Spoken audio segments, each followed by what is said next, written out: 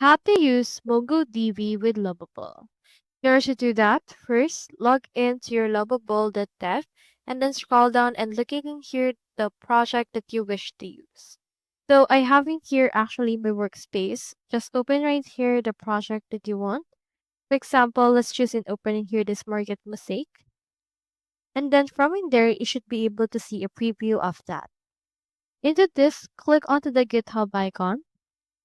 Click onto this Edit in VS Code. You should be able to only find it if you have connected it to GitHub. So let's click onto this right here. Now this will open a new tab that will set up our web editor. You can see in here all the files that you want. So what you can do is you just need to create a dedicated file to handle the MongoDB connection logic. So right click onto this and then from in there, head over and then make sure to actually click onto this new file. Name in here the file. Let's name this db.js. And then this will open in here this. You can just import the necessary MongoDB driver that you want and then define a function to connect the database using the connection string.